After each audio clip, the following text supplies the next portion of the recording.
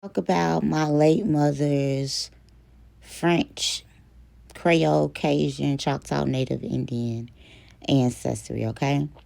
So, French, Creole, Cajun, and Spanish was beat out of our ancestors in Mississippi and Louisiana.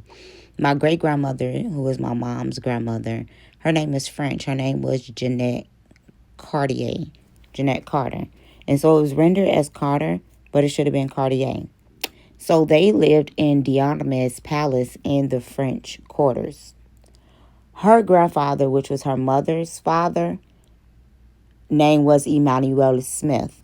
Now, it's important to know that the last name Smith is German. And so, because he had land in the Acadian district of Louisiana, I began to ascertain that due to the fact that Emmanuel was not only a Spanish name, but it's a Creole name seen in the 17 and 1800s in Louisiana.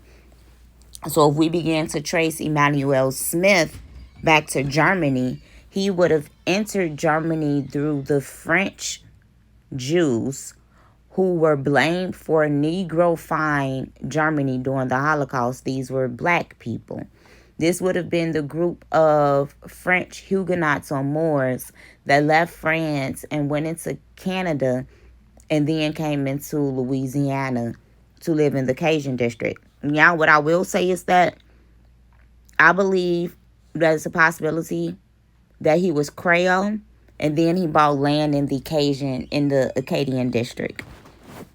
But we don't know. Either way it go, he was of French descent, whether he was Creole or whether he was Cajun. And so when we begin to look, we will see that my great grandmother Jeanette, her mother was Creole and Cajun. And this is due to the fact that her father, Emmanuel Smith, was Creole or Cajun. But Rosa Walls, my great grandmother's mother, her mother had to be Choctaw because Rosa Walls indeed was classified as a Choctaw Native Indian. In order for her to be classified as a Choctaw Native Indian, her mother had to be Choctaw. This bears truth to history because these French men were leaving France and were leaving Canada and coming in and marrying Native Indian women. So when we began to see that the mixture of French and Native Indian makes my great grandmother Jeanette, French Creole. And so when you begin to see that my great grandmother married Henry Willis, and Henry Willis was classified as a Choctaw Native Indian, and they had my grandmother Alma, who had my mom. So when we begin to see that my great grandmother used to describe her father as white with blue eyes. And she always said my mom looked the most like him because my mom was born really, really, really light. She was a very light woman. You could look at her and tell she was Creole, and she was born with blue eyes. So when my grandmother began to see my baby, my son, she began to say, who big old white baby is this? This your white baby, ain't it? And so this was just the way that they would describe Creole looking people. And so when we begin to look at this article quote, it says French Louisiana also included communities of Swiss and German, settlers. However, royal authorities did not refer to Louisianans, but described the colonial population as French citizens.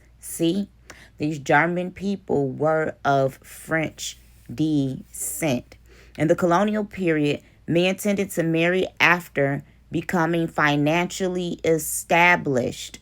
French settlers often married Native Indian women and African women. It's important to know that free Creole women were also being classified as African women during this time.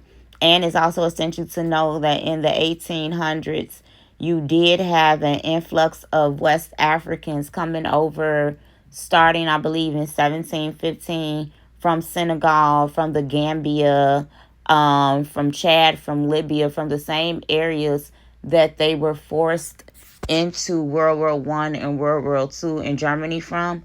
It's also important to know that Haitians and Cubans were coming into Mississippi and Louisiana at this point, and that they were seen as a French-speaking population as well. But French Creole is different than Louisiana Creole and Cajun, though some of the words are mutually intelligible. So when we began to see that the intermarriage between these people began to create the multiracial Creole population that you began to see today. Line up on line, precept on precept. Here a little.